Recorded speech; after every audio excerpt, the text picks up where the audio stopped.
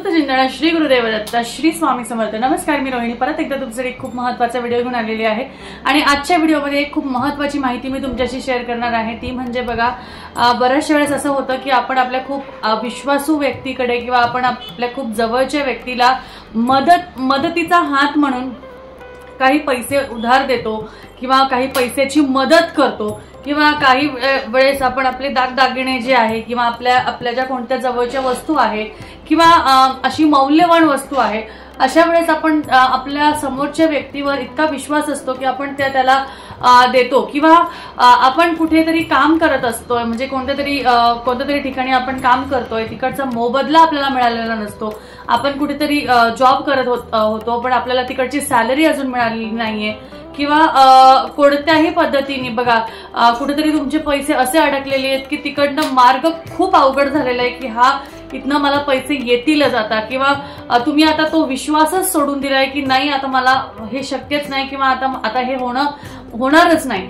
अशा वेळेस आपल्याला जेव्हा आर्थिक अडचणी येतात तेव्हा आपल्याला ती गोष्ट आठवते की त्या व्यक्तीकडे किंवा त्या अमुक ठिकाणी माझे पैसे अडकलेले आहेत, तर देवाची अशी काही कृपा जर का झाली की मला ते पैसे एवढे दिवस मी विसरूनच गेले होते किंवा एवढे दिवस तर माझ्या लक्षातच नव्हतं किंवा मी सोडून दिले होते, पण जर का देवाची कृपा काही झाली किंवा देवाची काही अशी म्हणजे आपण म्हणतो ना एखादा चमत्कार झाला आणि मला जर का ते पैसे मिळाले तर खरंच खूप खूप खूप छान होईल, खूप भलं होईल, खूप असं होईल, म्हणजे आपण खूप आशेने इच्छेने आपण अशा गोष्टी करतो।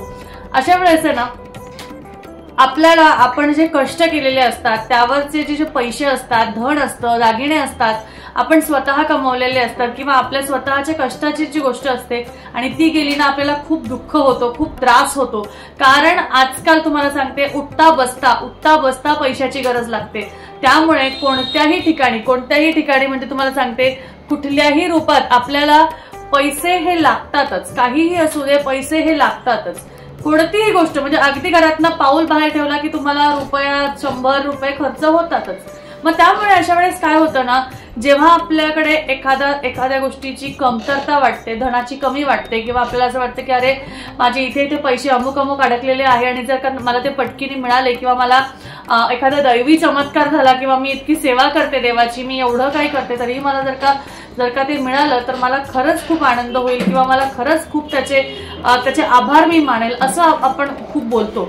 पण ते नक्की कसं होणार, काय होणार, आपल्याला नक्की करायचं काय आहे, आपण नक्की काय करू शकतो ज्याच्याने आपल्या आयुष्यात ही गोष्ट घडू शकते, ज्याच्याने आपल्या आयुष्यातले हे अडकलेले पैसे, अडकलेले धन, एखादे दागदागिने, आपण कोणाला तरी उसनं दागदागिना देतो आणि जवळचाच व्यक्ती असतो आणि तो म्हणतो अरे राहू दे, आणि राहिले ते राहतात आणि ते समोरचं स्वतःवरच ती गोष्ट घेऊन टाकतो। अशा वेळेस काय होतं ना, आपल्याला स्वतःला खूप वाईट वाटतं आणि आपल्याला असं वाटतं की ती वस्तू मला मिळावी, मला माझी कष्टाची गोष्ट मला मिळावी, त्यासाठी तुम्ही खूप काही सेवा करतात, खूप काही उपाय करतात, खूप काही गोष्टी करतात, पण तरीही त्या गोष्टी होत नाहीत। बघा, कोणतेही उपाय केल्याने गोष्ट लगेच होईल असं सांगता येत नाही, कारण काय होतं तेवढी त्याच्या मागची श्रद्धा, भक्ती आणि विश्वास हा खूप महत्वाचा आहे आणि त्याचबरोबर नुसतं करायचं म्हणून जर का आपण करतो ना तर त्याचं फळ आपल्याला मिळत नाही। तर त्यासाठी एक खूप चमत्कारिक उपाय नाही म्हणणार, एक चमत्कारिक सेवा आहे ती तुम्हाला करायची आहे। ती सेवा जर का तुम्ही केली तर शक्यतो म्हणजे शास्त्रानुसार 15 दिवसाच्या आत तुम्हाला रिझल्ट मिळतील अशी ही जी सेवा आहे। या सेवेमध्ये तुम्हाला काय करायचंय, तुम्हाला तुमच्या आजूबाजूला, तुमच्या घराजवळ कुठे बटुक भैरवनाथाचं मंदिर आहे का बघायचंय, तुम्हाला बघायचंय की तुमच्या आजूबाजूला किंवा तुम्हाला जाणं जमलं तर तुम्हाला एखाद्या बटुक भैरवनाथाच्या मंदिरात किंवा एखाद्या ठिकाणी असेल, तुम्हाला थोडं लांब जाऊन करायचं असेल तरीही करा, कारण हे एकच दिवशी तुम्हाला करायचं आहे। कोणत्याही शुभ दिवशी केलं तरी चालेल, कोणताही शुभ दिवस बघून, चांगला दिवस बघून तुम्ही हा उपाय करू शकता। तर तुम्हाला काय करायचं आहे, एखादं बटुक भैरवनाथाचं मंदिर तुम्हाला आजूबाजूला जवळपास बघायचं आहे, जिथे तुम्ही जाऊ शकता किंवा एखादा दिवस त्याच्याशी तुम्ही काढला तर तुम्ही जाऊ शकता। तुम्हाला काय करायचं आहे, तुम्हाला अशा प्रकारचा एक ड्रोन घ्यायचा आहे। अशा प्रकार म्हणजे सेम हेच कलर नाही, सिल्वर मध्ये येतात किंवा ते पानाचे येतात, कोणत्याही प्रकार एक कोणताही ड्रोन घ्यायचा आहे, कागदी पानाचा कोणत्याही प्रकारचा ड्रोन घ्यायचा आहे। त्या द्रोणमध्ये तुम्हाला पिवळ्या मोहरी भरून घ्यायच्या आहेत। पिवळ्या मोहरी, ज्या पिवळ्या मोहरी असतात, 1-2 मोहरी असतात बघा, काळ्या मोहरी जे आपण फोडणीला वापरतो आणि पिवळ्या मोहरी जे आपण उपाय, तोडगे किंवा लोणच्याला वगैरे त्याचे हे वापरतात बघा, त्याचे तुकडे वापरतात, अख्ख्या पिवळ्या मोहरी आपल्याला वापरायच्या आहेत।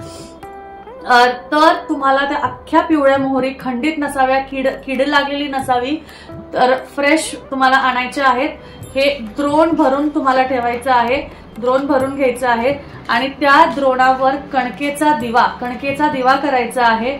कणकेच्या दिव्याला तुम्हाला 2 सरळ वाती ज्या असतात, लांब वाती ज्या असतात, त्या 2 वाती लावायच्या आहे आणि त्या दिव्यामध्ये फक्त तिळाचं तेल वापरायचं आहे, फक्त आणि फक्त तिळाचं तेल वापरायचं आहे। तुम्हाला काय करायचं आहे, तुम्हाला द्रोण घ्यायचं आहे, पिवळ्या मोहरी भरायच्या आहे, त्यावर तुम्हाला कणकेचा दिवा ठेवायचा आहे, त्या दिव्यामध्ये तेल, कोणतं, तिळाचं तेल वापरायचं आहे आणि लांब 2 वाती लावायच्या आहेत आणि तो दिवा बटुक भैरवनाथाच्या मंदिरात जाऊन प्रज्वलित करायचा आहे। तिथे जाऊन तुम्हाला त्यांना विनंती करायची आहे की अशी माझी अडचण आहे, अशा ठिकाणी ह्या अमुक व्यक्ती, त्या व्यक्तीचं नाव घ्यायचं आहे, अमुक व्यक्तीकडे माझे एवढे पैसे, तुम्हाला ते तशी विनंती करायची आहे की ह्या अमुक व्यक्तीकडे माझे एवढे पैसे किंवा एवढं धन किंवा हे दागिने अडकलेले आहे, कृपया करून माझ्यावर,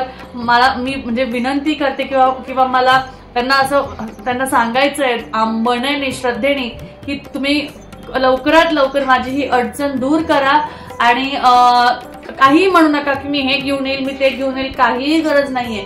त्यांना परत कोणत्याही गोष्टीची परतफेड करायची गरज नाहीये।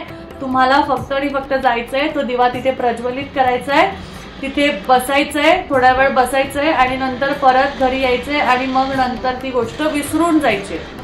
आपोआप त्यानंतर बटुक भैरवनाथ स्वतःहून त्यांच्या कार्याला लागतील आणि तुमचे पैसे लवकरात लवकर तुमच्याकडे आलेले असतील, हे तुम्हाला नक्की जाणून येईल किंवा कुठून तरी तो व्यक्ती तुम्हाला कॉन्टॅक्ट करेल किंवा कुठून तरी तुम्हाला तेवढ्याच पैशाचं कुठून तरी अजून मोबदला मिळेल किंवा त्या व्यक्तीकडनंच तुम्हाला कुठून दुसरीकडनं मिळेल, कोणता तरी मार्ग तुम्हाला सापडेल आणि तुमचे पैसे किंवा तुमच्या गोष्टी तुम्हाला नक्कीच मिळतील, ही 100% गॅरंटी आहे।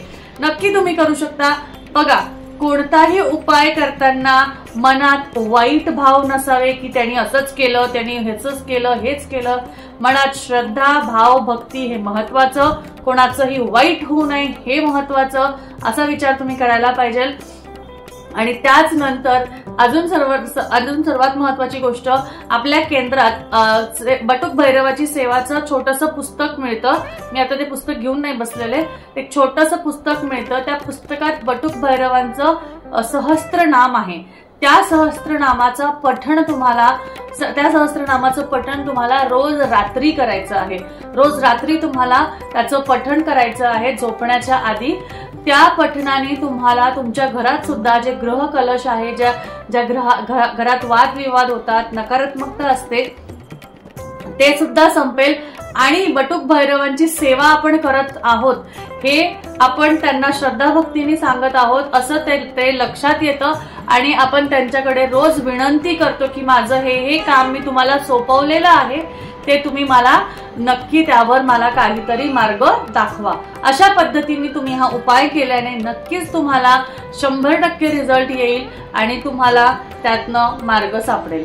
तर अशा पद्धतीने तुम्हाला आजचा व्हिडिओ आणि आजची माहिती नक्कीच आवडली असेल आणि त्याचबरोबर व्हिडिओ आवडला असेल तर नक्कीच लाईक करा, शेअर करा, चॅनलला सबस्क्राईब करा आणि असेच आपले नवनवीन आणि माहितीपूर्वक व्हिडिओ बघण्यासाठी, अजून असेच व्हिडिओ बघण्यासाठी सबस्क्राईब केल्यानंतर त्या बेलवर क्लिक करा, म्हणजे पुढचे व्हिडिओ सुद्धा तुम्हाला बघायला मिळतील।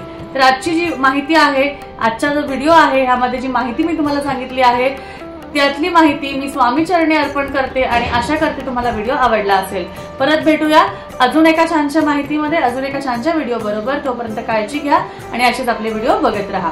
अवधूत चिंतन, श्री गुरुदेव दत्त, श्री स्वामी समर्थ, जय जय स्वामी समर्थ।